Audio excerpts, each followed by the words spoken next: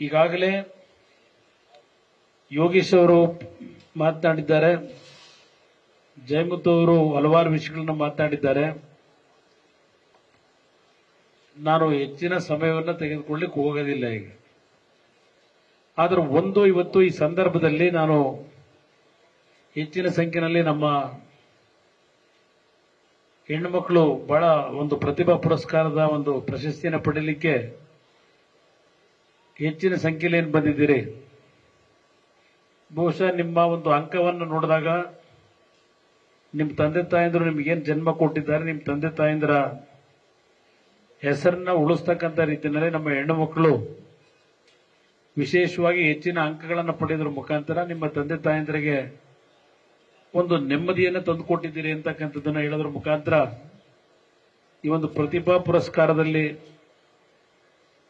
ಏನೊಂದು ಚೆಕ್ ವಿತರಣೆ ಕಾರ್ಯಕ್ರಮದಲ್ಲಿ ತಾವು ಸಂಘದ ವತಿಯಿಂದ ಒಂದು ಪ್ರೋತ್ಸಾಹ ಕೊಡ್ತಕ್ಕಂಥ ರೀತಿಯಲ್ಲಿ ಒಂದು ಆರ್ಥಿಕ ನೆರವನ್ನು ಕೊಡ್ತಕ್ಕಂಥದ್ದು ಹಲವಾರು ವರ್ಷಗಳಿಂದ ಮಾಡ್ತಾ ಇದ್ದಾರೆ. ಮತ್ತು ಹಲವು ಕುಟುಂಬದಲ್ಲಿ ನಿಧನರಾಗಿರ್ತಕ್ಕಂಥ ಸಂಘದ ಸದಸ್ಯರ ಕುಟುಂಬಗಳಿಗೂ ಹಣವನ್ನು ವಿತರಣೆ ಮಾಡ್ತಕ್ಕಂಥದ್ದು. ಮತ್ತು ನೀವು ಯಾವೊಂದು ಹಸುಗಳನ್ನು ಸಾಕಬೇಕಾದ್ರೆ ಹಸುಗಳ ಮರಣದಿಂದ ಆ ಒಂದು ಸಮಸ್ಯೆಗೆ ಒಳಗಾಗಿ ನೋವಿಗೆ ಒಳಗಾಗ್ತಕ್ಕಂಥ ಅದಕ್ಕೂ ಒಂದು ಆರ್ಥಿಕ ನೆರವನ್ನು ಕೊಡ್ತಕ್ಕಂಥ ಒಂದು ಯೋಜನೆ. ಬೆಂಗಳೂರು ಹಾಲು ಉತ್ಪಾದಕರ ಸಂಘದ ಆಶ್ರಯದಲ್ಲಿ ಈ ಒಂದು ಕಾರ್ಯಕ್ರಮ ಏನಿದೆ, ನಮ್ಮ ಸ್ನೇಹಿತರುಗಳು ಮಾತನಾಡಬೇಕಾದ್ರೆ ಇವತ್ತು ರೈತರು ಹಾಲನ್ನು ಉತ್ಪಾದನೆ ಮಾಡ್ತಕ್ಕಂಥದ್ರಲ್ಲಿ ಯಾವ ರೀತಿಯ ಶ್ರಮಗಳನ್ನು ಹಾಕಬೇಕಾಗಿದೆ, ಎಷ್ಟು ಕಷ್ಟಗಳಿದೆ ಅಂತಕ್ಕಂಥದ್ದನ್ನ ಈಗ ಹಸುಗಳಿಗೆ ಆಹಾರವನ್ನು ಸರಬರಾಜು ಮಾಡ್ತಕ್ಕಂಥದ್ರಲ್ಲಿ ಯಾವೊಂದು ಬೆಲೆಯ ಒಂದು ನಿಯಂತ್ರಣ ಇಲ್ಲದೆ ಹೆಚ್ಚಿನ ಒಂದು ಹಣವನ್ನು ಖರ್ಚು ಮಾಡಬೇಕಾಗಿದೆ. ಇವತ್ತು ನಿಮಗಿರ್ತಕ್ಕಂಥ ಹಲವಾರು ಸಮಸ್ಯೆಗಳ ಬಗ್ಗೆ ಚರ್ಚೆ ಮಾಡಿದ್ದಾರೆ. ಹೆಚ್ಚಿನ ರೀತಿಯ ಇರಬೇಕು ಅಂತ ಹೇಳಿ ಇವತ್ತು ಪಕ್ಕದ ಗುಜರಾತ್ನಲ್ಲಿ ಲೀಟರ್ಗೆ 56 ರೂಪಾಯಿ ಕೊಡ್ತಾ ಇದ್ದಾರೆ. ಅವರು ಖರ್ಚು ಮಾಡತಕ್ಕಂಥದ್ದು ಏನು ಖರ್ಚು ಮಾಡ್ತಾರೆ, ನಾವು ಅಷ್ಟೇ ಖರ್ಚು ಮಾಡ್ತಾ ಇದ್ದೇವೆ. ನಮಗೆ 31 ರೂಪಾಯಿ 32 ರೂಪಾಯಿ ಕೊಡ್ತಕ್ಕಂಥದ್ದು ಏನಿದೆ, ಕನಿಷ್ಠ ಒಂದು 50 ರೂಪಾಯಿ ಆದ್ರೂ ದೊರಕಿದ್ರೆ ನಮ್ಮ ರೈತರು ನೆಮ್ಮದಿಯಿಂದ ಬದುಕಬಹುದು ಅಂತಕ್ಕಂಥದ್ದು ಕೆಲವರು ಚರ್ಚೆ ಮಾಡೋದು ನಾನು ಗಮನಿಸಿದ್ದೇನೆ. ಇವತ್ತು ನಮ್ಮ ರೈತರು ಭೂಮಿಯನ್ನು ನಂಬಿ ಬೆಳೆ ಬೆಳೆಯತಕ್ಕಂಥ ಒಂದು ದಿನಗಳೇನಿತ್ತು, ಹಲವಾರು ರೀತಿಯ ಸಮಸ್ಯೆಗಳನ್ನು ನೀವೆಲ್ಲ ಎದುರಿಸ್ತಾ ಇದ್ರಿ. ಆದರೆ ಈ ಒಂದು ಹಾಲು ಉತ್ಪಾದನೆಯನ್ನ ಮಾಡತಕ್ಕಂಥ ನಿಟ್ಟಿನಲ್ಲಿ ಹಲವಾರು ರೀತಿಯ ಒಂದು ಬೆಳವಣಿಗೆಗಳು ಆದ ನಂತರ ಸ್ವಲ್ಪ ನಮ್ಮ ಗ್ರಾಮೀಣ ಪ್ರದೇಶದಲ್ಲಿ ನಮ್ಮ ತಾಯಂದಿರು ಒಂದು 4 ಕಾಸು ಸಂಪಾದನೆ ಮಾಡಿ ನಿಮ್ಮ ಮಕ್ಕಳ ಒಂದು ವಿದ್ಯೆಗೆ, ನಿಮ್ಮ ಕುಟುಂಬದ ನಿರ್ವಹಣೆಗೆ ತುಂಬಾ ಒಳ್ಳೆಯ ರೀತಿಯಲ್ಲಿ ಸದುಪಯೋಗ ಮಾಡ್ಕೊಳ್ತಕ್ಕಂಥದ್ದಕ್ಕೆ ಒಂದು ಅವಕಾಶಗಳು ದೊರಕಿತು. ಬಹುಶಃ ನಾನು 1994-95 ಇದ್ದಂತ ನಮ್ಮ ರಾಜ್ಯದ ಜಿಲ್ಲಾ ಕೇಂದ್ರಗಳ ಒಂದು ಹಾಲು ಉತ್ಪಾದಕರ ಕೇಂದ್ರಗಳೇನಿತ್ತು, ಅವತ್ತು ಸುಮಾರು 11 ಹಾಲು ಉತ್ಪಾದಕರ ಜಿಲ್ಲಾ ಕೇಂದ್ರಗಳು ಸಂಪೂರ್ಣವಾಗಿ ನಷ್ಟದಲ್ಲಿತ್ತು. ಆ ನಷ್ಟದಲ್ಲಿದ್ದಂತ ಸಂಸ್ಥೆಗಳನ್ನ ಒಂದು ಲಾಭದಾಯಕವಾಗಿ ತರತಕ್ಕಂಥ ನಿಟ್ಟಿನಲ್ಲಿ ದೇವೇಗೌಡರು ಪ್ರಧಾನಮಂತ್ರಿಗಳಾದಾಗ ರೇವಣ್ಣ ಅವರು KMF ನ ಅಧ್ಯಕ್ಷರಾಗಿ ಇಡೀ ರಾಜ್ಯದಲ್ಲೇ ಒಂದು ಹಾಲು ಉತ್ಪಾದನೆ ಗುಜರಾತ್ ನಂತರ ಕರ್ನಾಟಕ ರಾಜ್ಯ 2ನೇ ಸ್ಥಾನಕ್ಕೆ ನಾವು ಬರತಕ್ಕಂಥದ್ದಕ್ಕೆ ಆಗಿನ ದಿನಗಳಲ್ಲಿ ಬಹಳ ಸಂಕಷ್ಟಗಳಿತ್ತು. ಈಗ ಅದು ಹೆಚ್ಚು ಕಡಿಮೆ 30-35 ವರ್ಷ ಆಗಿದೆ. ಆ ದಿನಗಳೆಲ್ಲ ಬಹಳ ಜನ ಮರೆತು ಬಿಟ್ಟಿದ್ದೇವೆ.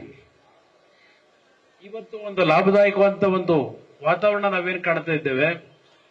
ಈಗ ನಮ್ಮ ಸ್ನೇಹಿತರು ಹೇಳಿದಂತ ರೀತಿಯಲ್ಲಿ ಇವತ್ತು ರಾಜ್ಯದಲ್ಲಿ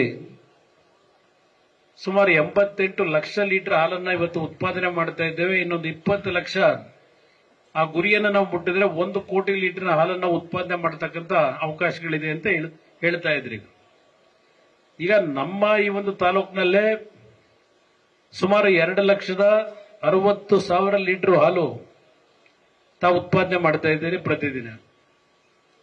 ಅದಷ್ಟೇ ಅಲ್ಲ, ಪ್ರತಿದಿನದ ನಿಮಗೆ ನಿಮ್ಮ ಹಾಲು ಉತ್ಪಾದನೆಗೆ ಬರ್ತಾ ಇರತಕ್ಕಂಥ ಹಣ ಸುಮಾರು 88 ಲಕ್ಷ ಪ್ರತಿದಿನ ನಿಮಗೆ ಪೇಮೆಂಟ್ ಆಗ್ತಿದೆ.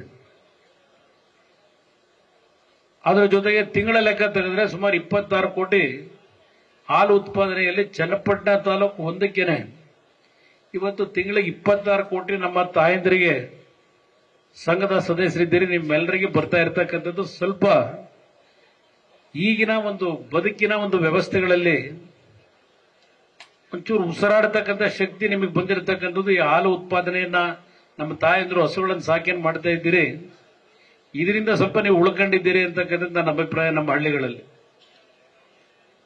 ಇದೆಲ್ಲ ಒಂದು ಭಾಗ. ಇವತ್ತು ಬಹಳ ಮಕ್ಕಳುಗಳಿಗೆ ಇವತ್ತಿನ 5,000 ರೂಪಾಯಿಗಳ ಒಂದು ಆರ್ಥಿಕ ನೆರವನ್ನ ಪ್ರತಿಭಾ ಪುರಸ್ಕಾರದ ಹೆಸರಿನಲ್ಲಿ ಕೊಡ್ತಾ ಇದ್ದಾರೆ. ಅದೇ ರೀತಿಯಲ್ಲಿ ಹಸುಗಳು ಮರಣ ಹೊಂದಿರತಕ್ಕಂಥದ್ದು ಮತ್ತು ಸದಸ್ಯರು ಮರಣ ಹೊಂದಿರತಕ್ಕಂಥವ್ರಿಗೂ ಹಲವಾರು ನೆರವುಗಳನ್ನು ಕೊಡ್ತಾ ಇರತಕ್ಕಂಥದ್ದು ಇವೆಲ್ಲ ಒಳ್ಳೆಯ ಒಂದು ಕಾರ್ಯಕ್ರಮಗಳು ಗ್ರಾಮೀಣ ಪ್ರದೇಶದಲ್ಲಿ.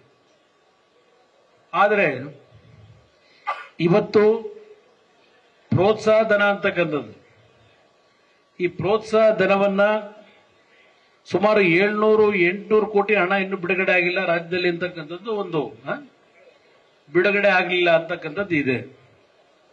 ಅದಕ್ಕೆ ಕಾರಣ ಸರ್ಕಾರದಲ್ಲಿ ಹಲವಾರು ಸಮಸ್ಯೆಗಳನ್ನು ಎದುರಿಸ್ತಾ ಇದ್ದಾರೆ. ನಿಮಗೆ 5-6 ತಿಂಗಳು ಹಣ ಪ್ರೋತ್ಸಾಹಧನ ಬರದೇ ಇದ್ರೆ ಈಗಿನ ಒಂದು ಹಾಲಿನ ಒಂದು ಬೆಲೆಯನ್ನು ಒಂದು ಕಡೆ ನಿಮ್ಮ ಒಂದು ನಷ್ಟ ಬೆಳೆಯಲ್ಲಿ ಹಾಲನ್ನು ಉತ್ಪಾದನೆ ಮಾಡಲಿಕ್ಕೆ ಏನು ಹಣವನ್ನ ತೊಡಗಿಸ್ಕೊತಾ ಇದ್ದೀರಿ, ಪ್ರತಿದಿನದ ಖರ್ಚು ವೆಚ್ಚ ಮೇವಿಗೆ ಹಸುಗಳಿಗೆ, ಇವತ್ತು 3 ತಿಂಗಳು 4 ತಿಂಗಳು ನಿಮ್ಗೆ ಹಣ ಬರ್ತಾ ಇದ್ರೆ ಪ್ರೋತ್ಸಾಹ ಧನ ಎಲ್ಲಿಂದ ನೀವು ಹಸುಗಳು ಸಾಕ್ಲಿಕ್ಕೆ ಸಾಧ್ಯ ಆಗ್ತದೆ ಅಂತಕ್ಕಂಥದ್ದು ಒಂದು ದೊಡ್ಡ ಸವಾಲು ನಿಮ್ಮ ಮುಂದೆ ಇರತಕ್ಕಂಥದ್ದು ನಾನು ಅರ್ಥ ಮಾಡ್ಕೋಬಲ್ಲೆ. ಬಹಳ ಸಲ ನಾವು ಹೇಳಿದ್ದೇವೆ, ಕಳೆದ 2-3 ತಿಂಗಳಿಂದ ಹಾಲು ಉತ್ಪಾದಕರ ಪ್ರೋತ್ಸಾಹ ಧನವನ್ನು ನಿಲ್ಲಿಸಬೇಡಿ, ತಕ್ಷಣ ಕೊಡಿ ಅಂತಕ್ಕಂಥದ್ದನ್ನ ನಾವು ಒತ್ತಾಯ ಆಗ್ತಾ ಇದ್ದೇವೆ. ನಾನು ಇಲ್ಲಿರ್ತಕ್ಕಂಥ ನಮ್ಮ ತಾಯಂದಿರು ತಪ್ಪು ತಿಳ್ಕೋಬೇಡಿ, ಒಂದೆರಡು ರಾಜಕೀಯವಾಗಿ ಒಂದೆರಡು ಮಾತಾಡಬೇಕು. ನಾನು ಅನ್ಯತಾ ಯಾರು ಭಾವಿಸ್ಬೇಡಿ, ನಿಮ್ಮ ಅನುಮತಿ ಪಡೆದು ಮಾತಾಡ್ತೀನಿ. ಈಗ ಇತ್ತೀಚೆಗೆ ನಾನೇನು ಮಂಡ್ಯ ಲೋಕಸಭೆ ಚುನಾವಣೆಗೆ ನಿಲ್ಲಬೇಕಾದಂತ ಅನಿವಾರ್ಯ ಪರಿಸ್ಥಿತಿ ನನ್ನ ಪಾಲಿಗೆ ಬಂತು. ನಾನು ನಿಲ್ಲಬಾರದು ಅಂತ ಇದ್ದವನು. ಚನ್ನಪಟ್ಟಣದಲ್ಲಿ ಕಳೆದ 2 ಚುನಾವಣೆ ತಮ್ಮ ಆಶೀರ್ವಾದದಲ್ಲಿ ಶಾಸಕನಾಗಿ ಆಯ್ಕೆಯಾಗಿ ಮುಖ್ಯಮಂತ್ರಿಯಾಗಿ ಒಂದು 14 ತಿಂಗಳು ಕೆಲಸ ಮಾಡ್ಲಿಕ್ಕೆ ಅವಕಾಶ ದೊರಕಿತು. ಇದ್ದಂತ 14 ತಿಂಗಳ ಅವಕಾಶದಲ್ಲಿ ನೀವು ಕೊಟ್ಟಂತ ಶಕ್ತಿ ಏನಿದೆ ನನಗೆ ಆಶೀರ್ವಾದ ಮಾಡಿದ್ರಿ. ಸುಮಾರು 25,000 ಕೋಟಿ ರೈತರ ಸಾಲ ಮನ್ನಾ ಮಾಡತಕ್ಕಂಥ ನಿರ್ಧಾರ ಮಾಡಿ ಹಣವನ್ನು ಬಿಡುಗಡೆ ಮಾಡಿಕೊಟ್ಟೆ ಇಡೀ ರಾಜ್ಯದ ನಮ್ಮ ರೈತರ ಸಾಲ ಮನ್ನಾ ಯೋಜನೆಯಲ್ಲಿ. ವೇದಿಕೆ ಮೇಲೆ ಯೋಗೀಶ್ ಅವರು ಇದ್ದಾರೆ, ನಾವು ಯೋಗೀಶ್ ಅವರು ಇಬ್ರು ಒಂದು ಕಾಲದಲ್ಲಿ ನೇರವಾಗಿ 2 ಚುನಾವಣೆಗಳನ್ನು ಎದುರಿಸಿದ್ದೇವೆ. ಈಗ ನಾವು ಬಿಜೆಪಿ ಮತ್ತು ಜೆಡಿಎಸ್ ಪಕ್ಷಗಳ ಹೊಂದಾಣಿಕೆ ಆದಂತ ಹಿನ್ನೆಲೆಯಲ್ಲಿ ಒಟ್ಟಾಗಿ ನಾವು ಕೆಲಸ ಮಾಡತಕ್ಕಂಥ ಒಂದು ವಾತಾವರಣ ಇವತ್ತೇನು ನಿರ್ಮಾಣ ಆಗಿದೆ. ನಾನು ತಾಲೂಕಿನ ಜನತೆಯಲ್ಲಿ ಮನವಿ ಮಾಡ್ತೇನೆ, ಈ ಜಿಲ್ಲೆಯ ಈ ತಾಲೂಕಿನ ಜನ ವಿಶೇಷವಾಗಿ ಅತ್ಯಂತ ಸ್ವಾಭಿಮಾನಿ ಜನಗಳು. ನೀವು ಶ್ರಮಪಟ್ಟು ಕೆಲಸ ಮಾಡಿ ನಿಮ್ಮ ಕುಟುಂಬವನ್ನ ಗೌರವಯುತವಾಗಿ ಬದುಕ್ತಕ್ಕಂಥ ಒಂದು ವಾತಾವರಣವನ್ನು ಸೃಷ್ಟಿ ಮಾಡ್ಕೊಂಡಂತವರು ಈ ಜಿಲ್ಲೆಯಲ್ಲಿ ಪ್ರಥಮ ಸ್ಥಾನದಲ್ಲಿ ಇರ್ತಕ್ಕಂಥದ್ದು ನಮ್ಮ ಚನ್ನಪಟ್ಟಣ ತಾಲೂಕಿನ ಜನ. ನಾನು ಪ್ರಥಮವಾಗಿ ರಾಜಕಾರಣಕ್ಕೆ ಏನು ಕಾಲಿಟ್ಟೆ 95-96ರಲ್ಲಿ ಅವತ್ತು ವರದೇಗೌಡರು ಶಾಸಕರು. ಅದಕ್ಕಿಂತ ಮುಂಚೆ ಬೀಜಲಿಂಗೇಗೌಡರು ದೇವೇಗೌಡರ ಜೊತೆಗೆ ವಿರೋಧ ಪಕ್ಷದ ನಾಯಕರೇನಿದ್ರು ಅವರಿಬ್ಬರು ಒಟ್ಟಾಗಿದ್ದಂತ ಸಂದರ್ಭದಲ್ಲೂ ನಾನು ಹತ್ತಿರದಿಂದ ಚನ್ನಪಟ್ಟಣ ತಾಲೂಕಿನ ಒಂದು ಪರಿಚಯ ಇಟ್ಕೊಂಡಿದ್ದೇನೆ.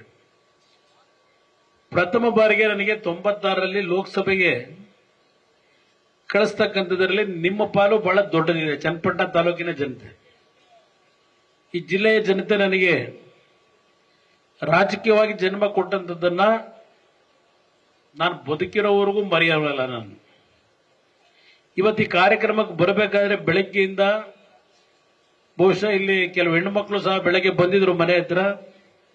ಸುಮಾರು 1,500 ಜನದ ಮೇಲೆ ಬೆಳಗ್ಗೆ 8 ಗಂಟೆಯಿಂದ ಜನಗಳನ್ನ ಭೇಟಿ ಮಾಡತಕ್ಕಂಥ ಅನಿವಾರ್ಯತೆ ನನಗೆ. ಮಂಡ್ಯ ಚುನಾವಣೆಯಲ್ಲಿ ಅಲ್ಲಿಯ ಜನ ಇವತ್ತಿನ ನನ್ನನ್ನು ಆಯ್ಕೆ ಮಾಡಿದ್ರು.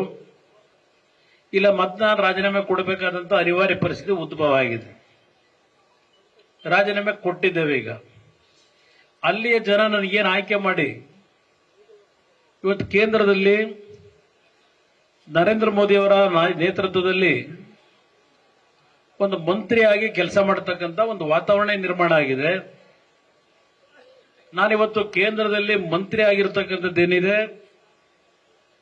ಇವತ್ತು ಕರ್ನಾಟಕ ರಾಜ್ಯದ ಜನತೆಯ ಒಂದು ಭಾವನೆ, ಬರೀ ನನ್ನ ಪಕ್ಷದ ಕಾರ್ಯಕರ್ತರು ಅಂತ ಹೇಳಲ್ಲ, ನನ್ನ ಬೆಳೆಸಿರ್ತಕ್ಕಂಥ ನನ್ನ ಜನ ಅಂತ ಹೇಳಲ್ಲ, ಇಡೀ ರಾಜ್ಯದ ಎಲ್ಲಾ ಭಾಗದಲ್ಲೂ ನಾನು ಕೇಂದ್ರದಲ್ಲಿ ಮಂತ್ರಿ ಆಗಿರೋದನ್ನೇ ಏನೋ ಕುಮಾರಣ್ಣ ಒಂದು ದೊಡ್ಡ ಮಟ್ಟದಲ್ಲಿ ಬೆಳೆದು ಬಿಟ್ಟ, ಈಗ ನಮ್ಮಿಂದ ಅವನಿಂದ ಏನು ಬೇಕಾದರೂ ಇವತ್ತು ನಮ್ಮ ಕೆಲಸ ಆಗುತ್ತೆ ಅಂತಕ್ಕಂಥ ಒಂದು ಆಸೆ ಇಡೀ ರಾಜ್ಯದಲ್ಲಿ ಪ್ರಾರಂಭ ಆಗಿದೆ.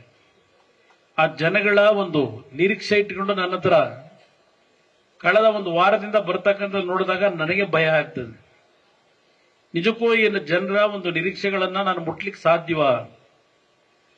ಇದನ್ನು ನಾನು ನೆನೆಸ್ಕೋತೀನಿ. ಭಯ ಆಗುತ್ತೆ. ಒಂದು ಕಡೆ ಕೇಂದ್ರದಲ್ಲಿ ಇವತ್ತೇನು ಮಂತ್ರಿ ಆಗಿದ್ದೇನೆ, ಬಹಳ ಜನ ಆಸೆ ಇತ್ತು. ಮಂಡ್ಯ ಜಿಲ್ಲೆ, ನಮ್ಮ ರಾಮನಗರ ಜನ, ಕುಮಾರಣ್ಣ ಇವತ್ತು ಕೇಂದ್ರದಲ್ಲಿ ಮಂತ್ರಿ ಆದರೆ, ಕೃಷಿ ಇಲಾಖೆ ಸಚಿವರಾದರೆ ನಮ್ಗೆಲ್ಲರಿಗೂ ರೈತರಿಗೊಂದು ಒಳ್ಳೇದಾಗ್ತದೆ ಅಂತಕ್ಕಂಥದ್ದು ಬಹಳ ಆಸೆ ಪಟ್ಟಿದ್ರಿ.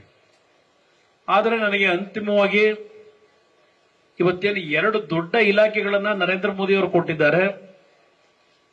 ಬೃಹತ್ ಕೈಗಾರಿಕೆ ಮತ್ತು ಉಕ್ಕು ಸಚಿವನಾಗಿ ಇದು ಅತ್ಯಂತ ಸವಾಲು, ಕಠಿಣವಾದಂತ ಮಾರ್ಗ. ಇದು ಅದೇ ನನಗೆ ಹೋಗಬೇಕಾಗಿರೋದು. ಕೇಂದ್ರ ಸರ್ಕಾರದಲ್ಲಿ ರಾಜ್ಯದ ಆಡಳಿತ ಇರತಕ್ಕಂಥದ್ದು ಒಂದು ರೀತಿ, ಕೇಂದ್ರದ ಆಡಳಿತವೇ ಬೇರೆ ರೀತಿ ಇದೆ. ನಾನು ಅಲ್ಲಿಯ ಆಡಳಿತಕ್ಕೆ ಸ್ವಲ್ಪ ಹೊಂದಾಣಿಕೆ ಮಾಡ್ಕೋಬೇಕಾದ್ರೆ ಆ ಸಿಸ್ಟಮ್ನಲ್ಲಿ ಸ್ವಲ್ಪ ಸಮಯ ಬೇಕಲ್ಲಿ.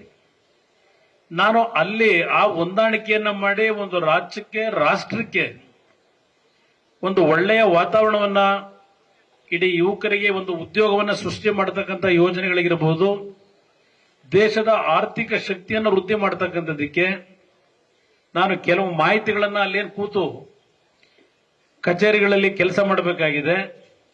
ನಾನು ಅಲ್ಲಿ ಹೆಚ್ಚಿನ ಗಮನ ಕೊಟ್ರೆ ಇಲ್ಲಿ ನನ್ನ ಬೆಳೆಸಿರ್ತಕ್ಕಂಥ ಜನ ಎಲ್ಲಪ್ಪ ಕುಮಾರಣ್ಣ ಓಟ್ ಹಾಕ್ಸ್ಕೊಂಡು ಹೋದ ಪತ್ತೆ ಇಲ್ಲ, ನಮ್ಮ ಕೈಗೆ ಸಿಗ್ತಿಲ್ಲ ಅಂತ ಹೇಳ್ಬಿಟ್ಟು ನಾನು ಎಲ್ಲಿ ಹೋಗ್ಬೇಕು? ನಾನು ಇದು ನನ್ನನ್ನು ಕಾಡ್ತಾ ಇರತಕ್ಕಂಥದ್ದು. ಆದ್ರೂ ಒಂದು ಮಾತು ಹೇಳ್ತೇನೆ, ಇಲ್ಲಿ ನನ್ನ ಬೆಳೆಸಿರ್ತಕ್ಕಂಥ ಈ ಜಿಲ್ಲೆ ಜನರ ಮುಂದೆಯಿಂದ ರಾಜ್ಯದ ಜನತೆಗೆ ಹೇಳ್ತೇನೆ, ನಾನು ಎಲ್ಲೇ ಇದ್ರು ನನ್ನ ಹೃದಯ, ನನ್ನ ಮನಸ್ಸು, ಯಾಕೆಂದ್ರೆ ಪಾಪ ಮೊನ್ನೆ ಯಾರೋ ಬಂದು ಹೇಳಿದ್ದ ನಮ್ಮ ಪಕ್ಕದವರು, ಕನಕಪುರದವರು, ಎಂಥದ್ದು ಚನ್ನಪಟ್ಟ ಮೇಲೆ ನನ್ನ ಜೀವ ಅಂತ ಹೇಳಿ. ಜನ ಈಗ ಹೊಸದಾಗಿ ಜೀವ ಶುರುವಾಗ್ಬಿಟ್ಟಿದೆ ಚನ್ನಪಟ್ಟಣದ ಬಗ್ಗೆ. ಇಷ್ಟು ದಿವಸ ಹೋಗಿದ್ರು, ಕಳೆದ 1.25 ವರ್ಷದಿಂದ ಮಂತ್ರಿಯಾಗಿ ಕೆಲಸ ಮಾಡಿದ್ದಾರೆ. ಯಾರು ಒಂದಿನ ಚನ್ನಪಟ್ಟಣಕ್ಕೆ ಬಂದು ಏನು ಕಷ್ಟ, ಚನ್ನಪಟ್ಟಣದಲ್ಲಿ ಕೆಲಸ ಏನಾಗಬೇಕು ಅಂತ ಯಾರಾದ್ರೂ ಬಂದು ಕೇಳಿದ್ರ? ಇಲ್ಲ ಪಾಪ, ಅದು ಎಂಥದೋ ಜನಸಂಪರ್ಕ ಅಂತ ಬೇರೆ ಮಾಡೋದಲ್ಲ. ಅವ್ರ ತಮ್ಮ ಲೋಕಸಭಾ ಸದಸ್ಯರು ಯಾವ್ದಾದ್ರು ಊರಲ್ಲಿ ಏನಾದರೂ ಸ್ಕೂಲ್ ಕಟ್ಟಡ ಕಟ್ಟಬೇಕೋ, ಇಲ್ಲ ಆಸ್ಪತ್ರೆ ಕಟ್ಟಬೇಕೋ, ಇಲ್ಲ ಏನಾದರೂ ಕೆಲಸ ಆಗಬೇಕು ಅಂತ ಹೇಳಿ ನಿಮ್ಮ ಹತ್ರ ಬಂದು ಕೇಳಿ ಏನಾದ್ರು ಕೆಲಸ ಮಾಡಿದ್ರು? ನನ್ನ ಮಕ್ಕಳು ಸಮಾನ, ನನ್ನ ಹೆಣ್ಮಕ್ಳಿಗೆ ಕೂತಿದ್ದೀರಿ, ನಿಮ್ಮ ಕಾಲೇಜ್ ಕಟ್ಸಿದೀವಲ್ಲ ಇಲ್ಲಿ ಚನ್ನಪಟ್ಟಣದಲ್ಲಿ, ಮುಖ್ಯಮಂತ್ರಿ ಆದ ನಂತರ ಇವತ್ತೇನಲ್ಲಿ ಕಟ್ಟಿದೀವಿ ಕಟ್ಟಡಗಳು ಶಿಕ್ಷಣ ಕ್ಷೇತ್ರದಲ್ಲಿ, ಯಾವತ್ತಾದ್ರೂ ಅದ್ರ ಬಗ್ಗೆ ಚಿಂತೆ ಮಾಡಿದ್ರ ಇವರು? ಈಗ ಪಾಪ ಬಂದವರೇ, ಮೊನ್ನೆ ಎಲ್ಲ ದೇವಸ್ಥಾನ 14-15 ದೇವಸ್ಥಾನ ಬೇರೆ ಸುತ್ಕೊಂಡು ಹೋಗೋರು. ಈಗ ಪ್ರಥಮವಾಗಿ ದೇವಸ್ಥಾನ ಸುತ್ತಿ, ಈಗ ನಾಳೆಯಿಂದ 2 ದಿವಸ ಕಾರ್ಯಕ್ರಮ, 24-26 ನಮ್ಮ ಅಧಿಕಾರಿಗಳಿಗೆ. ನಿಜಕ್ಕೂ ನನಗೆ ಈ ಕಳೆದ 1 ವಾರದಿಂದ ನೀವು ಯಾವ ರೀತಿ ನಡ್ಕೊತಾ ಇದ್ದೀರಿ ಅಧಿಕಾರಿಗಳು, ನಿಮ್ಮನ್ನ ನಾನು ಮೆಚ್ಚಿ ಮಾತನಾಡಬೇಕು, ಇಲ್ಲ ಬೇರೆಯವರು ಅವ್ರು ಬೈತಾರಲ್ಲ ಆ ರೀತಿ ನಾನು ಪದ ಬಳಕೆ ಮಾಡಬೇಕು? ಮೊನ್ನೆ ಸಭೆ ಮಾಡ್ತಾರೆ, ಬಹುಶಃ ಮಾಧ್ಯಮ ಸ್ನೇಹಿತರಿಗೂ ಅರ್ಥ ಆಗಿರ್ಬೋದು.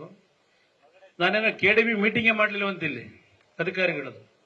ಪಾಪ ಈಗ ಮಾಡಕ್ ಬಂದವ್ರೆ. ನಾನು ಮೀಟಿಂಗ್ ಮಾಡಿದಾಗ ನಿಮ್ನೆಲ್ಲ ಒಳಗಡೆ ಕೂರ್ಸ್ಕೊಂಡೇ ಮೀಟಿಂಗ್ ಮಾಡಿದೆ. ನಮ್ಮ ಮಾಧ್ಯಮ ಸ್ನೇಹಿತರಿಗೆ ಒಳಗೆ ಕೂರ್ಸ್ಕೊಂಡು ಕದ್ದು ಮುಚ್ಚಿ ಏನು ಮಾಡಲಿಲ್ಲ. ಅಧಿಕಾರಿಗಳಿಗೆ ಎಷ್ಟು ಒಳ್ಳೆ ರೀತಿಯಲ್ಲಿ ಹೇಳಬೇಕು, ಕೆಲಸ ಮಾಡ್ರಪ್ಪ, ಜನಗಳಿಗೆ ಕಷ್ಟ ಕೊಡಬೇಡಿ. ಅದರಲ್ಲೂ ವಿಶೇಷವಾಗಿ ನಮ್ಮ ಗ್ರಾಮೀಣ ಪ್ರದೇಶದ ರೈತರುಗಳನ್ನ ಅಲಸಬೇಡಿ ಕಚೇರಿಗಳಿಗೆ. ಒಳ್ಳೆ ರೀತಿಯಲ್ಲೇ ಚರ್ಚೆ ಮಾಡಿದ್ದೇವೆ. ಈಗ ಪಾಪ ಇವರು ಬಂದವರು ನಿಮ್ಮನ್ನೂ ಹೊರಗೆ ಕಳಿಸಿದ್ರು ಅಂತ ವಿಷಯ ಬಂತು. ಡೆಲ್ಲಿಲಿ ಇದ್ದೆ ನಾನು. ಆಮೇಲೆ ಅದು ಎಂತವ ನಿಮ್ಮ ಅಧಿಕಾರಿಗಳ ಮೊಬೈಲ್ ಫೋನ್ಗಳು ಅವನ್ನೂ ಎಲ್ಲ ಎತ್ತಿಟ್ಕೊಂಡು ಮೀಟಿಂಗ್ ಮಾಡ್ತಾರೆ ಅಂದ್ರೆ ಇಂಥವ್ರನ್ನ ನೀವು ನೆಟ್ಪಟ್ಟದ ಜನ ನೀವು ಮುಂದಕ್ಕೆ ಆಯ್ಕೆ ಮಾಡಿ ಏನಾಗುತ್ತೆ ಅನ್ನೋದನ್ನ ಯೋಚನೆ ಮಾಡ್ಕೊಳ್ಳಿ. ಕೈ ಮುಗಿದು ನೀವು ಜೊತೆ ನೀವು ಯಾರನ್ನ ಬೇಕಾದ್ರೂ ಆಯ್ಕೆ ಮಾಡ್ಕೊಳ್ಳಿ. ಇಲ್ಲಿ ನಮ್ಮಲ್ಲಿ ಯಾವ ಕಚ್ಚಾಟ ಇಲ್ಲ. ಈಗ ಯೋಗೀಶ್ ನಾವು ಅಣ್ಣ ತಮ್ಮಂದ್ರ ತರನೇ ಇದ್ದೇವೆ. ಮೊದಲು ಹೊಡೆದಾಟ ಮಾಡ್ಕೊಂಡ್ಬಿಟ್ಟಿದ್ದೀವಿ. ಈಗ ನಮ್ಮ ಕಾರ್ಯಕರ್ತರು, ಬಿಜೆಪಿ ಕಾರ್ಯಕರ್ತರು, ನಮ್ಮ ಕಾರ್ಯಕರ್ತರು ಪ್ರತಿ ಹಳ್ಳಿ ಒಳಗೆ ಸಂಘರ್ಷ ಕಳೆದ 20 ವರ್ಷದಿಂದ ಮಾಡ್ಕೊಂಡ್ಬಿಟ್ಟಿದ್ದೀವಿ.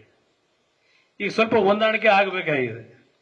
ಯಾಕಂದ್ರೆ ದೇಶ ದೃಷ್ಟಿಯಿಂದ ಇವತ್ತು ನನಗೆ ಸಿಕ್ಕಿರ್ತಕ್ಕಂಥ ಅವಕಾಶ ಏನಿದೆ, ನನ್ನನ್ನು ಮುಗಿಸ್ಲೇಬೇಕು ಅಂತ ಪಾಪ ಏನೇನೋ ಮಾಡ್ಕೊಂಡು ಹೊರಟವರೆಗೆ ಪ್ರತಿನಿತ್ಯ ಟಿವಿಗಳು ಹಾಕಿದ್ರೆ ನನಗೇನು ಅದ್ರ ಬಗ್ಗೆ ನಾನು ಯೋಚನೆ ಮಾಡಲ್ಲ. ನಾವು ದೇವ್ರು ನಂಬಿದ್ದೇವೆ. ತಪ್ಪುಗಳು ಕೆಲವರು ಮಾಡ್ತಾರೆ. ತಪ್ಪು ಮಾಡಿ ಅಂತ ನಾವು ಹೇಳ್ತೀವ? ಈಗ ನಿಮ್ಮ ಕುಟುಂಬದಲ್ಲಿ ನೀವು ಜನ್ಮ ಕೊಟ್ಟಂತ ಮಕ್ಕಳಿದ್ದಾರೆ. ನಿಮ್ಮ ಮಕ್ಕಳು ತಪ್ಪು ದಾರಿಗೆ ಹೋಗಿ ಅಂತ ನೀವು ಹೇಳ್ತೀರಾ? ಕೆಲವು ಘಟನೆಗಳು ನಡೆದಿದೆ. ದೇವೇಗೌಡರಿಗೂ ಅದಕ್ಕೂ ಸಂಬಂಧ ಏನು? ಕುಮಾರಸ್ವಾಮಿಗೂ ಅದಕ್ಕೂ ಸಂಬಂಧ ಏನು? ಈ ವಯಸ್ಸಿನಲ್ಲಿ ಮಾಜಿ ಪ್ರಧಾನಮಂತ್ರಿನ ಅವನ್ಯಾವನೋ ಒಬ್ಬ ಚಾನಲ್ ನಾನು ಏಕವಚನದಲ್ಲಿ ಪದ ಬಳಕೆ ಮಾಡ್ತಾನೆ ಅಂದ್ರೆ ಬಹುಶಃ ಆ ಪದ ಬಳಕೆ ಏನಾದರೂ ಈಗ ಬಂದವರಲ್ಲ, ಈಗ ಚನ್ನಪಣ್ಣ ಉದ್ಧಾರ ಮಾಡ್ತೀವಿ ಅಂತ ಅವ್ರ ಬಗ್ಗೆ ಮಾತಾಡಿದ್ರೆ ಇಷ್ಟೊತ್ತಿಗೆ ಆ ಸ್ಟುಡಿಯೋಗೆ ಬೆಂಕಿನೇ ಹಾಕಿರೋರು.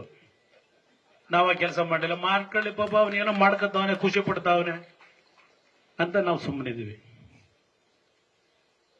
ಕಾನೂನಿದೆ ದೇಶದಲ್ಲಿ. ತಪ್ಪು ಯಾರೇ ಮಾಡಿದ್ರು ತಲೆ ಬಾಗ್ಲೇಬೇಕು ನಾವು. ನಾನು ಅಷ್ಟಕ್ಕೆ ನಿಲ್ಲಿಸ್ತೀನಿ, ಅದ್ರ ಬಗ್ಗೆ ಚರ್ಚೆ ಮಾಡಕ್ ಹೋಗಲ್ಲ. ಈಗ ಪಾಪ ನಾಳೆಯಿಂದ ಈಗೆಲ್ಲ ನಮ್ಮ ಅಧಿಕಾರಿಗಳು ಗುಲಾಮರಾಗಕ್ಕೂ ಒಂದು ಇತಿಮಿತಿ ಇದೆ. ನಿಮಗೆ ಇಬ್ರು ಅಣ್ಣ ತಮ್ಮಂದ್ರಿಗೆ ಅವ್ರ ಗುಲಾಮರಾಗಿ ಕೆಲಸ ಮಾಡೋಕ್ಕೂ ಒಂದು ಇತಿಮಿತಿ ಇದೆ ಅನ್ನೋದನ್ನ ಅಧಿಕಾರಿಗಳು ಮರಿಬೇಡಿ. ನಾವೇನು ರಾಜಕೀಯದಿಂದ ನಾಳೆ ಬೆಳಗ್ಗೆ ನಿವೃತ್ತಿ ಹೊಂದಲ್ಲ. ಇಲ್ಲಿರೋ ಪುಣ್ಯಾತ್ಮರು ನಮ್ಮನ್ನು ಉಳಿಸ್ತಾರೆ ಈ ರಾಜ್ಯದಲ್ಲಿ. ಆದ್ರೆ ಅಧಿಕಾರಿಗಳಿಗೆ ಒಂದು ಎಚ್ಚರಿಕೆ ಈ ವೇದಿಕೆ ಮುಖಾಂತರ, ಇಲ್ಲಿ ಅಧಿಕಾರಿಗಳಿಗಲ್ಲ, ಈ ರಾಜ್ಯದ ಅಧಿಕಾರಿಗಳಿಗೆ ನಾನು ಎಚ್ಚರಿಕೆ ಕೊಡ್ಲಿಕ್ಕೆ ಬಯಸ್ತೀನಿ ಈ ವೇದಿಕೆ ಮುಖಾಂತರ. ಏನೋ ಇಲ್ಲೂ ಒಂದು ತಾನಂದು ಬಗೆದರೆ ಬೇರೊಂದು ಬಗೆವುದು ದೈವ ಅಂತ ಹೇಳಿ. ನಾನು ಎರಡು ಬಾರಿ ಮುಖ್ಯಮಂತ್ರಿಯಾಗಿ ಕೆಲಸ ಮಾಡಿದ್ದೇನೆ.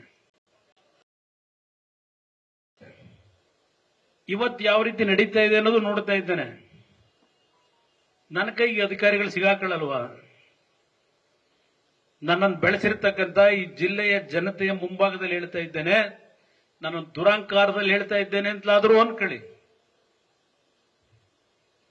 ಇವತ್ತು ನಾನು ಈ ನಂಬಿಕೆ ಇದೆ, ಈ ರಾಜ್ಯದಲ್ಲಿ ಇವತ್ತಲ್ಲ ನಾಳೆ ಈ ನಾಡಿನ ಜನತೆ ಮತ್ತೆ ಅಧಿಕಾರವನ್ನ ಈ ರಾಜ್ಯದಲ್ಲಿ ಕೊಡ್ತಾರೆ ಅಂತಕ್ಕಂಥ ವಿಶ್ವಾಸ ನಾನು ಇಟ್ಕೊಂಡಿದ್ದೇನೆ. ನಮ್ಮ ಜೀವನದಲ್ಲಿ ದೇವೇಗೌಡರಾಗಲಿ ನಾನಾಗಲಿ ಕಾನೂನು ಬಾಹಿರವಾಗಿ ಯಾವುದೇ ರೀತಿಯ ಕೆಲಸಗಳನ್ನ ಮಾಡಿ ಅಂತೇಳಿ ಯಾವನೇ ಒಬ್ಬ ಅಧಿಕಾರಿ ನಾವು ಹೇಳಿಲ್ಲ, ಸೂಚನೆ ಕೊಟ್ಟಿಲ್ಲ. ಪ್ರಾಮಾಣಿಕವಾಗಿ ಕೆಲಸ ಮಾಡಿದ್ದೇವೆ. ಇವರಿಬ್ಬರು ಏನೇನು ಮಾಡಿದ್ದಾರೆ ಗೊತ್ತಿದ್ದೆ. ಈಗ ಏನ್ ನಡೀತಾ ಇದೆಯಲ್ಲ, ಇದು ಪ್ರಾಯಶ್ಚಿತ ಮುಂದೆ ಏನ್ ನಡೀದೆ ಅನ್ನೋದನ್ನ ಕಾದು ನೋಡೋಣಂತೆ. ಈ ಅಧಿಕಾರಿಗಳಿಗೂ ಹೇಳ್ತೇನೆ, ಯಾವ ಪಟ್ಟಿಗೆ ನಡ್ಕೋತಾ ಇದ್ದೀರಿ. ನಾನು ಇಲ್ಲಿ ಚನ್ನಪಟ್ಟಣದ ಅಧಿಕಾರಿಗಳಿಗೆ ಹೇಳ್ತಾ ಇಲ್ಲ, ಇವೇನೋ ಘಟನೆಗಳು ನಡೀತಾವಲ್ಲ. ಆಮೇಲೆ ಅದು ಯಾವ್ದೋ ಪಾಪ ಚಿತ್ರನಟಂದು ಕುಮಾರಸ್ವಾಮಿ ಡೆಲ್ಲಿಯಿಂದ ಕೂತ್ಕೊಂಡು ಅಧಿಕಾರಿಗಳಿಗೆ ಹೇಳ್ಬಿಟ್ಟು ನಾನು ಅರೆಸ್ಟ್ ಮಾಡಿಸಿದ್ದೀನಿ ಅಂತ ಅದಿನ್ನೊಂದು ಕತೆ ಕಟ್ತಾರೆ. ನನಗೆ ಸಂಬಂಧ ಇಲ್ಲದೆ ಇರೋದು ಯಾವ ಮಟ್ಟಕ್ಕೆ ನಡೀತಾ ಇದೆ. ನನ್ನ ಬೆಳೆಸಿರ್ತಕ್ಕಂಥ ಜನರ ಮುಂದೆ ಹೇಳ್ತೇನೆ, ಈ ಜಿಲ್ಲೆಯ ಜನ, ಅಲ್ಲಿ ಹುಟ್ಟಿದ್ದೆ ನಾನು ಹೊಳೆನರಸೀಪುರದಲ್ಲಿ.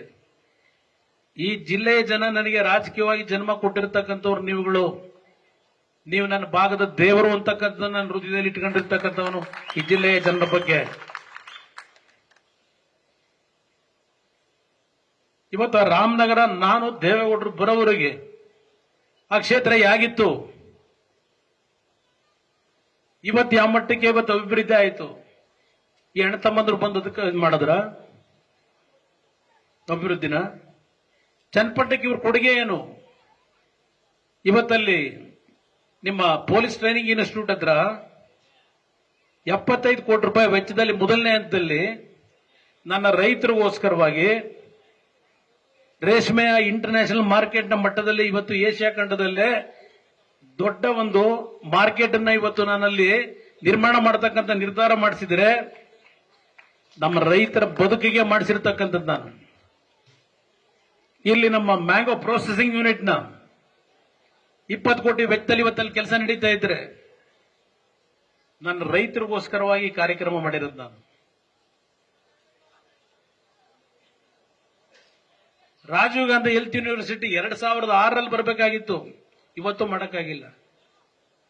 ಇವತ್ತಲ್ಲಿ 1000 ಬೆಡ್ಡಿನ ಆಸ್ಪತ್ರೆ ಐತಿದ್ರೆ ನೀವು ಬೆಂಗಳೂರಿಗೆ ಹೋಗ್ಬೇಕಾಗಿತ್ತ? ನಿಮ್ಮ ಕುಟುಂಬದಲ್ಲಿ ಕಾಯಿಲೆಗಳು ಬಂದು ಬೆಂಗಳೂರಿಗೆ ಹೋಗೋದ್ರೊಳಗೆ ಎಷ್ಟು ಪ್ರಾಣ ಹೋಗಿದೆ ನನಗೆ ಗೊತ್ತಿದೆ. ನನಗೆ ಇಂಥ ಪರಿಸ್ಥಿತಿಯಲ್ಲಿ ಇದ್ದೇವೆ. ಆದ್ರೆ ಒಂದ್ ಹೇಳ್ತೀನಿ, ದೇವೇಗೌಡಂದು ಕುಮಾರಸ್ವಾಮಿದು ಮುಗದೇ ಹೋಯ್ತು ರಾಜಕೀಯ, ಜನತಾದಳ ಮುಗಿಸೇ ಇದ್ದೇವೆ ಅಂದ್ರಲ್ಲ, ಇವತ್ತು ನಿದ್ದೆಗೆಟ್ಟಿದ್ದಾರೆ ಅವರು. ಯಾವ ರೀತಿ ಕುಮಾರಸ್ವಾಮಿ ಮುಗಿಸಬೇಕು ಅಂತ ಹೇಳಿ ಇವತ್ತೇನು ಹೊರಟಿದ್ದಾರೆ ಕಳೆದ 2 ತಿಂಗಳಿಂದ. ಕುಮಾರಸ್ವಾಮಿ ಮುಗಿಸೋದಕ್ಕೆ ಹಣ ಬರಕ್ಕೆ ಇವರ ಬರೆಯವರು. ನಮಗೆ ಜನ್ಮ ಕೊಟ್ಟಿರ್ತಕ್ಕಂಥ ದೇವರು ಎಲ್ಲೋ ಇದ್ದಾನೆ. ರಾಜಕೀಯ ಶಕ್ತಿ ತುಂಬಿರತಕ್ಕಂಥ ನೀವಿದ್ದೀರಿ. ಆ ಶಕ್ತಿ ನಿಮ್ಮ ಕೈಲಿದೆ, ನಿಮ್ಮ ಕೈಲಿ ಆ ಶಕ್ತಿ ಇರೋದು. ಇಂಥವ್ರು 100 ಜನ ಹುಟ್ಟು ಬಂದರೂ ನಮ್ಗೇನು ಮಾಡೋಕ್ಕಾಗಲ್ಲ. ನನಗೆ ಆ ನಂಬಿಕೆ ಇದೆ. ನೋಡೋಣಂತೆ, ಹೆದರ್ಕೊಂಡು ಹೋಗಲ್ಲ. ಇಲ್ಲಿ ಪಾಪ ಈಗ ಎಂಥದೋ ಈಗ ನೋಡಿ, ಈಗ ಎಲ್ಲ ನಮ್ಮ ಅಧಿಕಾರಿಗಳು ಕೂತ್ಕೊಂಡು ಏನು ಮದುವೆ ಮನೆದು ಇನ್ವಿಟೇಷನ್ ಕವರ್ಗೆ ಹಾಕೋತಾರಲ್ಲ, ಮದುವೆ ಮನೆ ಇನ್ವಿಟೇಷನ್ ಮನೇಲಿ ನೀವು ಕುಟುಂಬದಲ್ಲಿ ನಮ್ಮ ಹೆಣ್ಮಕ್ಳೆಲ್ಲ ಕೂತ್ಕೊಂಡು ಅರಶಿನ ಹಚ್ಚಿ ಆ ಕಡೆ ಮೂಲೆಗೆ ಅಕ್ಕಿ ಕಾಳಿಟ್ಟು ಇನ್ವಿಟೇಷನ್ ಕವರ್ಗೆ ಹಾಕ್ಬಿಟ್ಟು ಎಲ್ಲ ಮನೆಗೆ ಹಿಂತಿರಲ್ಲ, ಹಂಗ್ ಪಾಪ ಶುರುವಾಗಿದೆ ಈಗ. ಇಷ್ಟು ದಿವಸ ಇರಲಿಲ್ಲ. ಇಡೀ ರಾಜ್ಯದಲ್ಲಿ ಇದಕ್ಕೆ ಕೆಲಸ ಮಾಡ್ತಾವ್ರ? ಇಡೀ ರಾಜ್ಯದ ಜನತೆಗೆ ಈ ತರ ಕೊಡ್ತಾವ್ರ? ಬಾಗಿಲಿಗೆ ಬಂತು ಸರ್ಕಾರ, ಸೇವೆಗೆ ಇರಲಿ ಸಹಕಾರ. ಇವ್ರು ಸೇವೆ ಮಾಡಕ್ ನಿಮ್ ಸಹಕಾರ ಬೇಕಂತೀಗ ಇಲ್ಲಿ ಹೇಳೋರು ಪಾಪ. ಕರ್ನಾಟಕ ಸರ್ಕಾರವು ಬಡವರಿಗೆ ಸಹಾಯವಾಗಲೆಂದು ವಿವಿಧ ಯೋಜನೆಗಳನ್ನು ಜಾರಿಗೊಳಿಸಿರುತ್ತದೆ. ನನಗೆ ಈ ಕೆಳಕಂಡ ಯೋಜನೆಯನ್ನು ಪಡೆಯಲು ಸಾಧ್ಯವಾಗಿರುವುದಿಲ್ಲ. ಆದ್ದರಿಂದ ಈ ಕೆಳಕಂಡ ಯೋಜನೆ ಪಡೆಯಲು ದಾಖಲೆಗಳೊಂದಿಗೆ ಅರ್ಜಿ ಸಲ್ಲಿಸುತ್ತಿದ್ದು ದಯಮಾಡಿ ಸೂಕ್ತ ಪರಿಹಾರ ಒದಗಿಸಲು ತಮ್ಮಲ್ಲಿ ಕೋರುತ್ತೇನೆ. ಇದು ನೀವು ನಿಮ್ಮ ಪರವಾಗಿ ಅವರೆಲ್ಲ ಟೈಪ್ ಮಾಡಿಕೊಡ್ತಾವ್ರು ನಿಮಗೆ. ಇಡೀ ಮನೆಗೆ ಹಂಚ್ತಾವ್ರಿಗೆ ಜನಪಣ್ಣದಲ್ಲಿ. ಇದನ್ನ ಮನೆಗೆ ಹಂಚ್ತಾವ್ರೀಗ. ಹೋದ ವರ್ಷದಲ್ಲೇ ಹಂಚಿಬಿಟ್ಟಿದ್ರೆ ಇನ್ನೂ ಸುಲಭವಾಗಿ ಇನ್ನೊಂದು 10,000 ಓಟ್ ತಗೊಳಕ್ ಆಯ್ತಿರ್ಲಿಲ್ವಾ? ಪಾಪ ಚುನಾವಣೆಯಲ್ಲಿ ಈಗ ಏನಾಗಿದೆ, ಇದು ಹೋದ ಚುನಾವಣೆಗಿಂತ 6 ತಿಂಗಳ ಮುಂಚೆನೆ ಮಾಡಿದ್ರೆ ಇನ್ನೊಂದು 10,000 ಓಟ್ ಜಾಸ್ತಿ ಬರೋದು. ಈಗ ಪಾಪ ಬಂದವರಿಗೆ ಜನಪಣ್ಣಕ್ಕೆ ಇಲ್ಲಿ ವಿಳಾಸ, ನಿಮ್ಮದು ಹೆಸರು, ಮೊಬೈಲ್ ಸಂಖ್ಯೆ, ಆಧಾರ್ ಪಡಿತರ, ಚುನಾವಣಾ ಗುರುತಿನ ಚೀಟಿ ಸಂಖ್ಯೆ ನಮೂದಿಸುವುದು, ವಿಧವಾ ವೇತನ, ಅಂಗವಿಕಲರ ವೇತನ, ಸಂಧ್ಯಾ ಸುರಕ್ಷಾ ಯೋಜನೆ, ಇತರ ಪಿಂಚಣಿ ಯೋಜನೆ, ಪಾಣಿ ತಿದ್ದುಪಡಿ, ಪೋಡಿ. ಎಲ್ಲಿದೆ ಕಾನೂನಲ್ಲಿ? ಎಲ್ಲಿಂದ ಪೋಡಿ? ಇವರು ಅಧಿಕಾರಿಗಳಿಗೆ ಎಷ್ಟು ದಿವಸದಲ್ಲಿ ಮಾಡಿಕೊಡ್ತಾರೆ? ಮಾಡಕ್ ಸಾಧ್ಯವ? ನಾನು ನೋಡಿದ್ದೀನಿ ಈ ಪೋಡಿ ಕತೆ, ಈ ಕಥೆನೂ ನೋಡಿದ್ದೀನಿ. ಇಲ್ಲಿ ಹೆಂಗೆ ನಡ್ಕೊಂಡವ್ರೆ ಅಂತ. ಏನು ಅಧಿಕಾರಿಗಳು 2 ದಿವಸದಿಂದ ಕಚೇರಿಯಲ್ಲಿ ಕೂತ್ಕೊಂಡು ಇದನ್ನ ಕವರ್ಗೆ ಹಾಕ ಏನ್ ತುರ್ಕಿ ಈಗೆಲ್ಲ ಹಳ್ಳಿ ಮೇಲೆ ಬದ್ದಾವ್ರಿ ಈಗ.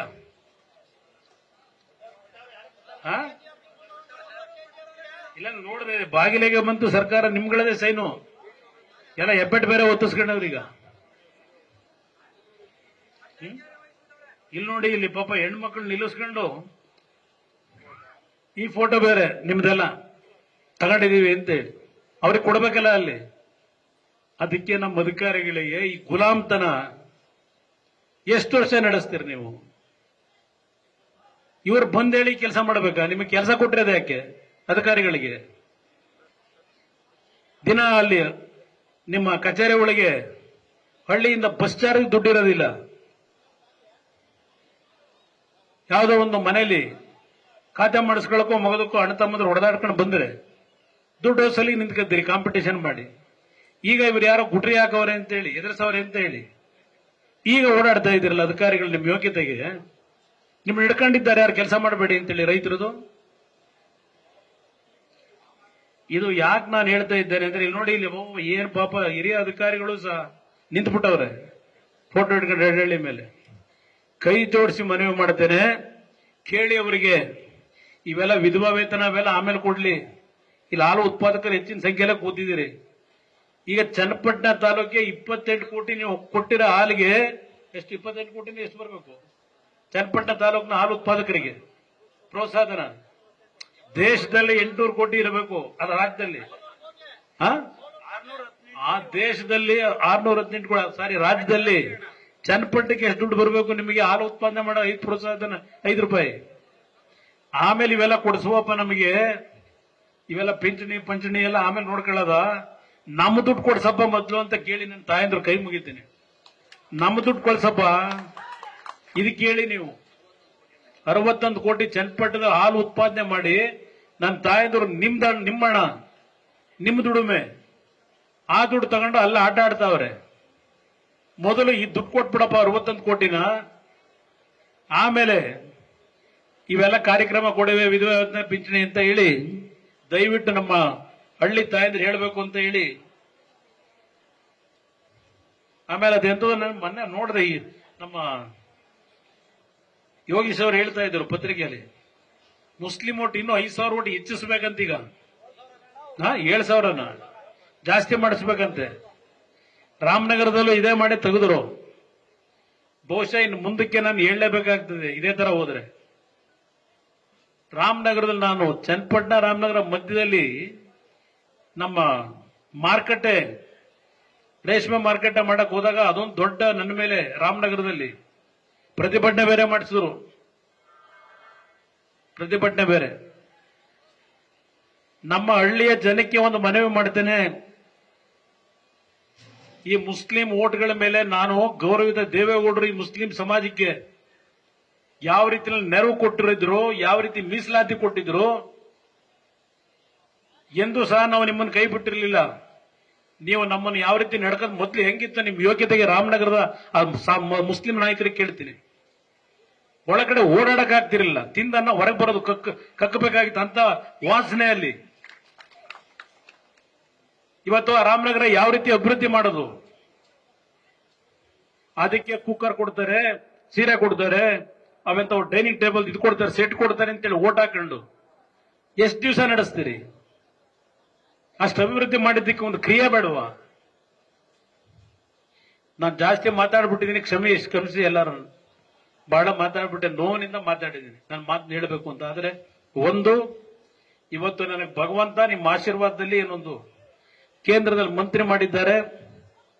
ನಿನ್ನೆ ದಿನ HMT ಫ್ಯಾಕ್ಟರಿ ಹೋಗಿದ್ದೆ, 3.5 ಗಂಟೆ ಸಭೆ ಮಾಡಿದ್ದೇನೆ. ಹಿಂದೆ ವಿಶ್ವೇಶ್ವರಯ್ಯ ಕಟ್ಟಿದಂತ ಮೈಸೂರು ಮಹಾರಾಜರು ಕಟ್ಟಿದಂತ ಒಂದು HMT ಉದ್ಯಮ ಇವತ್ತು ಸಂಪೂರ್ಣ ತಿಂದು ತೇಗ ನೀರು ಕುಡಿದ್ಬಿಟ್ಟವ್ರೆ. ನೆನ್ನೆ ಹೋಗಿದ್ದೆ, ಅಲ್ಲಿ ಪರಿಸ್ಥಿತಿ ಏನಿದೆ ನೋಡಿದ್ದೇನೆ. ನಮ್ಮ ಭದ್ರಾವತಿ ಸ್ಟೀಲ್ ಪ್ಲಾಂಟ್ ಜನ ಇವತ್ತು ಬೀದಿಲಿದ್ದಾರೆ. ಒಂದು ಮಾತಿ ಒಂದು ಕಾರ್ಯಕ್ರಮದಲ್ಲಿ ಹೇಳ್ತಾ ಇದ್ದೇನೆ, ಚನ್ನಪಟ್ಟಣಕ್ಕೂ ಸಹ ನಾನು ಕೆಲವು ಯೋಜನೆಗಳನ್ನ ತರಬೇಕು ಅಂತೇಳಿ ಈಗಾಗಲೇ ರಾಮನಗರ ಚನ್ನಪಟ್ಟಣಕ್ಕೆ ಅವಕಾಶ ಇದೆ. ನನಗೆ ಒಂದು ಕೆಲವು ದೊಡ್ಡ ಮಟ್ಟದ ಯೋಜನೆಗಳನ್ನು ತಂದು ಇಲ್ಲಿ ವೇದಿಕೆ ಮೇಲೆ ಕೂತಿದ್ದಾಗ ನಮ್ಮ ಹುಡುಗರು ಅದೆಂತದ್ದು ಸಿಲ್ಕ್ ಇದರಲ್ಲಿ KSICಲಿ ಹಣ 3-4 ವರ್ಷದಿಂದ ಕೆಲಸ ಮಾಡಿದ, 10 ವರ್ಷ 9 ವರ್ಷ 9,000 ಕೊಡ್ತಾವ್ರೆ. ಒಂದು ಮಾತೇಳೋಣ ಪರ್ಮನೆಂಟ್ ಮಾಡಕ್ ಹೇಳಿ ಅಂತ. ಒಂದು 6-7 ತಿಂಗಳು ಸಮಯ ಕೊಡಿ ನನಗೆ. ಒಂದು ಭಗವಂತ ಒಂದು ಒಳ್ಳೆ ಅವಕಾಶ ಕೊಟ್ಟಿದ್ದಾನೆ. ನರೇಂದ್ರ ಮೋದಿ ಅವರು ಒಂದು ದೊಡ್ಡ ಇಲಾಖೆಯನ್ನು ಕೊಟ್ಟಿದ್ದಾರೆ. ನಮ್ಮ ಯುವಕರಿಗೆ ಉದ್ಯೋಗವನ್ನ ಸೃಷ್ಟಿ ಮಾಡತಕ್ಕಂಥದ್ದಕ್ಕೆ ಪ್ರಾಮಾಣಿಕವಾಗಿ ನೀವೇನ್ ನನಗೆ ರಾಜಕೀಯದ ಶಕ್ತಿ ತುಂಬಿದ್ದೀರಿ. ಇವತ್ತು ನಾನು ನಿಮಗೆ ಅದನ್ನು ದಾರಿ ಎರಿತೀನಿ. ಹಲವಾರು ರೀತಿಯ ಒಂದು ಉದ್ಯಮಗಳನ್ನ ಇಲ್ಲಿ ಜಿಲ್ಲೆಗೆ ತರಲಿಕ್ಕೆ ನಾನು ಪ್ರಯತ್ನ ಪಡ್ತೀನಿ ಅಂತಕ್ಕಂಥ ಮಾತು ಹೇಳಿ, ಅವತ್ತು ಟೊಯೋಟಾ ಫ್ಯಾಕ್ಟರಿ ಬರ್ಬೇಕಾದ್ರೆ ದೇವೇಗೌಡರು ನಾನು ಕಾರಣ ಅಲ್ಲಿ. ಇವ್ರು ಮಾಡಿದ್ರಾ? ಇವತ್ತು ಇಂಡಸ್ಟ್ರಿಯಲ್ ಲೇಔಟ್ ಬಂತಲ್ಲ ಬಿಡದಿ ಒಳಗೆ, ಇವರೇನಾದ್ರು ಮಾಡಿದ್ರು, ಇವರಲ್ಲಿ ಕಲ್ಲು ಹೊಡ್ಕೊಂಡು ವಿದೇಶಕ್ಕೆ ಕಲ್ಲು ಸಾಗಿಸ್ಕೊಂಡು ಕೂತಿದ್ದಾರೆ ಗಿರಾಕಿಗಳು. ಈಗ ಬಂದು ಏನೋ ಅಭಿವೃದ್ಧಿ ಮಾಡ್ಬಿಡ್ತೀವಿ, ಏನೋ ಅಭಿವೃದ್ಧಿ ಮಾಡಿ ನಾವು ಜಿಲ್ಲೆ ಮಗ ಇದು ಹೇಳ್ತಾರೆ. ಅದರಿಂದ ಇದ್ಯಾವುದಕ್ಕೂ ಮರಳಾಗಬೇಡಿ. ನನ್ನ ತಾಯಂದ್ರಿಗೆ ಹಿರಿಯರಿಗೆ ಕೈ ಜೋಡಿಸಿ ಎರಡೂ ಪಕ್ಷಗಳನ್ನ ಮುಖಂಡರುಗಳಿಗೆ ಮನವಿ ಮಾಡ್ತೇನೆ, ಕೈ ಜೋಡಿಸಿ ಮನವಿ ಮಾಡ್ತೇನೆ. ಬಿದ್ದಿದ್ದಾರೆ ಇಲ್ಲಿ ಈಗಾಗಲೇ. ಯಾವ ಮಟ್ಟಕ್ಕೆ ಬೇಕಾದ್ರೂ ಹಣ ಖರ್ಚು ಮಾಡೋದಕ್ಕೆ ತೊಂದರೆಯಿಂದ ಖರ್ಚು ಮಾಡ್ತಾರೆ ಅವರು. ಅದಕ್ಕೆಲ್ಲ ಬಲಿಯಾಗದೆ ನಿಮ್ಮನ್ನ ಪ್ರೀತಿಯಿಂದ ನೋಡ್ಕೊಳ್ಳಂತವ್ರು ಯೋಗೇಶೇ ಅಭ್ಯರ್ಥಿ ಆಗಬಹುದು, ಇಲ್ಲ ಜನತಾದಳದಿಂದಲೇ ಅಭ್ಯರ್ಥಿ ಆಗಬಹುದು. ನಾವು ತೀರ್ಮಾನ ಮಾಡ್ತೀವಿ, ನಮ್ಮಲ್ಲಿ ಯಾವ ಕಾರಣಕ್ಕೂ ಒಡಕ್ ಬರಲ್ಲ. ಯೋಗೇಶ ಶ್ರಮ ಪಟ್ಟಿದ್ದಾರೆ, ನಾವು ಅದರಿಂದ ಕೂತ್ ತೀರ್ಮಾನ ಮಾಡ್ತೀವಿ. ನಮ್ಮಲ್ಲಿ ಯಾವ ಕಾರ್ಯಕರ್ತಗಳಿಗೆ ಮನವಿ ಮಾಡ್ತೇನೆ, ನೀವುಗಳಲ್ಲಿ ನಿಗರ ನಿಮ್ಮ ಶಕ್ತಿ ನಮ್ದೇನಿಲ್ಲ. ನೀವು ನಿಮ್ಮ ಶಕ್ತಿಯನ್ನ ಸರಿಯಾದ ರೀತಿ ದಾರೆ ಎರೆದ್ರೆ, ನಿಮ್ ಶ್ರಮ ಇದ್ರೆ ನಾವು ಚುನಾವಣೆ ಗೆಲ್ತೀವಿ. ಒಂದ್ ಕಡೆ ಪತ್ರಿಕೆಗಳಲ್ಲದೇನೋ ನಿಖಿಲ್ ನಿಲ್ತಾನಂತೆ, ನಿಖಿಲ್ ನಿಲ್ತ 2 ಬಾರಿ ಸೋತು ಅವನ್ ಪಟ್ಟಿರೋ ನೋವೇ ಸಾಕು ನನಗೆ. ನಾನು ದುಡುಕಿ ಯಾವುದೋ ನಿರ್ಧಾರ ಮಾಡ, ನನಗೀಗ ಚುನಾವಣೆ ಗೆಲ್ಲೇಬೇಕಾದಂಥದ್ದು ಅನಿವಾರ್ಯ. ಅದರಿಂದ ಎರಡೂ ಪಕ್ಷದ ಕಾರ್ಯಕರ್ತರು ಯಾವುದೇ ಜಿದ್ದು ಬೇಕಿಲ್ಲ, ಪ್ರತಿಷ್ಠೆ ಬೇಕಿಲ್ಲ, ಕೂತ್ಕೊಂಡು ಚರ್ಚೆ ಮಾಡಿ ನಾವು ತೀರ್ಮಾನ ಮಾಡ್ತೀವಿ. ಯಾವ ಒಡಕೆಗೆ ಅವಕಾಶ ಕೊಡೋದಿಲ್ಲ. ನಿಮ್ ಜೊತೆಯಲ್ಲಿದ್ದೇವೆ, ನೀವು ಬೆಳೆಸಿದ್ದೀರಿ. ಇವತ್ತು ನಿಮ್ಮ ಮನೆ ಮಗ ಅಂತಕ್ಕಂಥವ್ರು ಸ್ವೀಕಾರ ಮಾಡಿ, ಅಣ್ಣ ತಮ್ಮ ಅಂತಕ್ಕಂಥವ್ರು ಸ್ವೀಕಾರ ಮಾಡಿ, ನಿಮ್ಮ ಬದುಕನ್ನ ಸರಿಪಡಿಸ್ತಕ್ಕಂಥದ್ದೇ ನನ್ನ ಜೀವನದ ಗುರಿ. 3 ಬಾರಿ ವಾಲ್ವ್ ರಿಪ್ಲೇಸ್ಮೆಂಟ್ ಆಗಿರೋ ನಾನು, 3 ಬಾರಿ ಆಗಿದೆ. ಬಹುಶಃ ಯಾರಿಗೂ 3 ಬಾರಿ ವಾಲ್ವ್ ರಿಪ್ಲೇಸ್ಮೆಂಟ್ ಆಗಿರಲ್ಲ. ಇಷ್ಟೆಲ್ಲ ನಾನು ಮಾಡಬೇಕಾದ್ರೆ ಇಂಥ ಒಂದು ಪರಿಸ್ಥಿತಿನಲ್ಲಿ ದುಡಿಮೆ ನಾನು ಅಕ್ರಮವಾಗಿ ಹಣ ಸಂಪಾದನೆ ಮಾಡ್ತಾ ಇದ್ದೇನೆ. ನಾನು ಹತ್ರದಿಂದ ನೋಡಿದ್ದೀರಿ ನಾನು ಯಾವ ರೀತಿ ಬದುಕಿದ್ದೇನೆ. ನನ್ನ ಮೇಲೆ ವಿಶ್ವಾಸ ಇಡಿ. ಇನ್ನು ಸ್ವಲ್ಪ ಎಲ್ಲ ಸಮಯ ಜಾಸ್ತಿ ತಗೊಂಡ್ಬಿಟ್ಟೆ ಕಣಪ್ಪ, ಎಲ್ಲ ಹೆಣ್ಮಕ್ಳು ದಯವಿಟ್ಟು ಕ್ಷಮಿಸ್ಬಿಡಿ ಎಲ್ಲರನ್ನು. ಈಗ ನಿನ್ನ ಕಾರ್ಯಕ್ರಮ ಪ್ರತಿಭಾ ಪುರಸ್ಕಾರ ಇದೆಲ್ಲ ಶುರು ಮಾಡ್ಬಿಡಪ್ಪ. ಎಲ್ಲರಿಗೂ ಇಂಡಿ ಭೂಸಾ ವಿಷಯದಲ್ಲೂ ಸತ್ಯಗಾಲದ ಒಂದ್ ಸ್ವಲ್ಪ ಇನ್ನೊಂಚೂರು ಕೆಲಸ ಗೊತ್ತಾಯ್ತು. ಇಲ್ಲ ಬಿಡಿಸೋಣ, 27ನೇ ತಾರೀಕುವರೆಗೆ ವೈಟ್ ಮಾಡಿ. 28 ನೀರು ಬಿಡಿಸೋಣಂತೆ. ಗೊತ್ತಾಯ್ತು. ಸರಿ ಅಣ್ಣ, ಸರಿ ಗೊತ್ತಾಯ್ತಣ್ಣ. ನೀರು ಬಿಡಿಸ್ತೀವಿ. ಇಲ್ಲಿ ಇಬ್ಬರು ಯೋಗೇಶ್ ನಾವು ಇಬ್ಬರು ಇದೀವಿ, ನೀರು ಬಿಡಿಸ್ತೀವಿ. ನೀರು ಬಿಡಿಸೋಣ, ಎಲ್ರಿಗೂ ಒಳ್ಳೇದಾಗಲಿ. ಇಂಡಿ ಭೂಸಾದ ಬಗ್ಗೆನೂ ನಾನು ಇದ್ರ ಬಗ್ಗೆ ಇವತ್ತು ಸ್ವಲ್ಪ ರಿಯಾಯಿತಿ ದರದಲ್ಲಿ ಸಿಗ್ತಕ್ಕಂಥದ್ದಕ್ಕೆ ಕೇಂದ್ರ ಸರ್ಕಾರದಲ್ಲಿ ಬಜೆಟ್ ಏನು ಮಂಡನೆ ಮಾಡ್ತಾ ಇದ್ದಾರೆ, ಅಲ್ಲೂ ಸಹ ಆರ್ಥಿಕ ಸಚಿವರ ಜೊತೆ ಚರ್ಚೆ ಮಾಡಿ ಏನಾದರೂ ಟ್ರೈ ಮಾಡ್ತೀನಿ. ಯಾಕೆಂದ್ರೆ ಆಮೇಲೆ ನನಗೆ ಕೊಡಿಸ್ಬಿಡ್ತೀನಿ ಅಂತ ಹೇಳಿದೆ ಅನ್ಕೋಬೇಡಿ. ಏನಿಲ್ಲ, 5 ರೂಪಾಯಿ ಬರ್ತಾ ಇದೆ ಪ್ರೋತ್ಸಾಹ ಧನ ಕೇಂದ್ರ ಸರ್ಕಾರದ ಕಡೆಯಿಂದ. ಇಡೀ ರಾಷ್ಟ್ರದಲ್ಲಿ ಹಾಲು ಉತ್ಪಾದನೆ ಮಾಡತಕ್ಕಂಥ ಕುಟುಂಬಗಳಿಗೆ ಕೇಂದ್ರ ಸರ್ಕಾರದ ಕಡೆಯಿಂದ ಒಂದು 2 ರೂಪಾಯಿ 3 ರೂಪಾಯಿನೂ ಕೊಡಿಸಿದ್ರೆ ನಮ್ಮ ರೈತರಿಗೆ ಅನುಕೂಲ ಆಗಬಹುದು.